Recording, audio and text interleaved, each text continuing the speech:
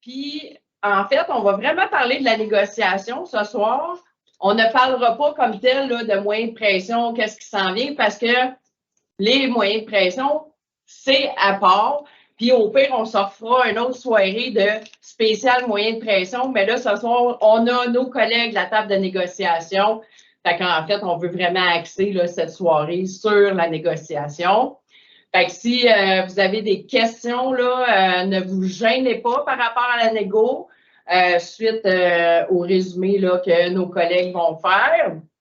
Fait que voilà, et à 22 heures, on va terminer là, cette rencontre-là. Fait que on a quand même un bon moment privilégié à passer ensemble. Fait que sans plus tarder, là, je vais demander à nos collègues là, de commencer la présentation du bilan.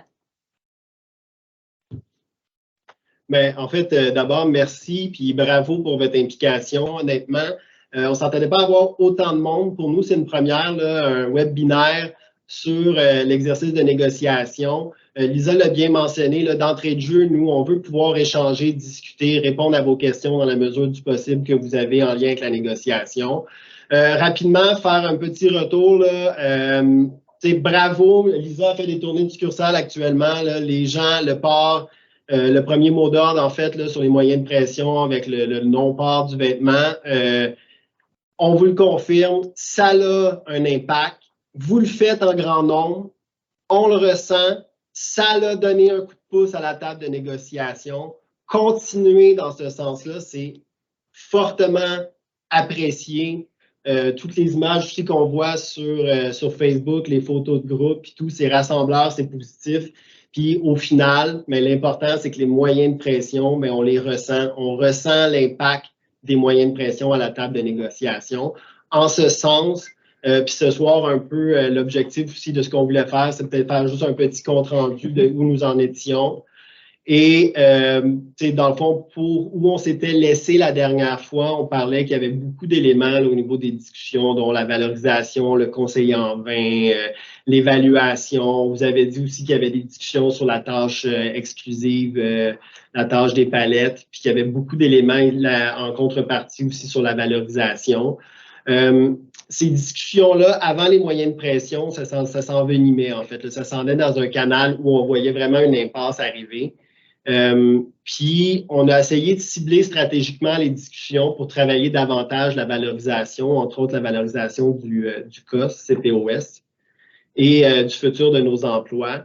Et je vous dirais qu'avec avec l'arrivée des moyens de pression, mais ce que ça le fait en sorte, c'est que l'employeur a vraiment changé son approche. Au niveau des discussions, on était vraiment dans une approche très fermée de l'employeur où il y avait des retours écrits qui menaient nulle part.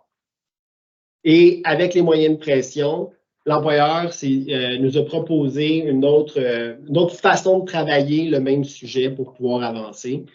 Ça l'a amené, puis ici, c'est un peu, en fait, pas contraignant, là, mais dans l'idée, en fait, on est dans un objectif de vous partager le plus d'informations possible.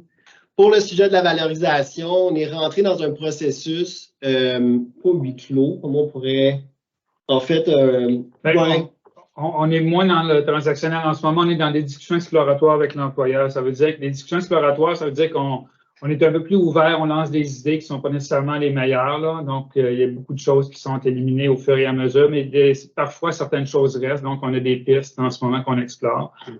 Mais étant sous le terme exploratoire, ben, ce n'est pas des choses sur lesquelles on va révéler le contenu des discussions. On parle plus librement. C'est exact, c'est ça. Fait au niveau de la table de négociation, le fait d'avoir l'exploratoire sur la table permet vraiment de travailler dans tous les sens, autant de notre côté que des suggestions aussi de l'employeur qui n'aurait pas fait autrement.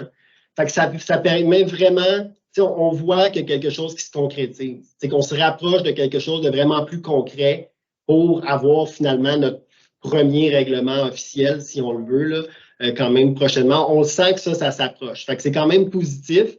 Autre élément aussi qu'on tenait à souligner, là, dans le fond, il y avait 2 sous-comités de la table de négociation qui avaient été créés au début de la négociation. Un pour la santé et sécurité et un pour tout ce qui est enjeu d'interprétation de la convention collective pour les relations de travail. Ces 2 comités-là avancent bien. ont commencé à régler des éléments. Fait que ça, c'est positif aussi là, depuis les 2 dernières semaines. Depuis les 2 dernières semaines, là, ils ont commencé à régler des éléments. Je vous dirais, c'est sûr qu'il y a beaucoup de cosmétiques, là, des éléments de la convention collective, là, que des fois, c'est des mots, des termes ici et là qui accrochent, mais il y a quand même des propositions de texte, des éléments plus concrets qui ressortent de ces 2 comités-là. Fait que, je veux dire, concrètement, on le sent, ça avance, puis il y a du positif. Fait que je veux dire, on va pouvoir, éventuellement, quand on va sortir du mode exploratoire, on va pouvoir communiquer davantage avec vous sur ce qui se sera ou pas concrétisé de l'expérience de l'exploratoire. Mais dans l'immédiat, on le sent qu'il y a une bonne dynamique puis que l'employeur a changé son attitude. Fait que pour ça, c'est positif. Lâchez pas vos moyens de pression. Merci.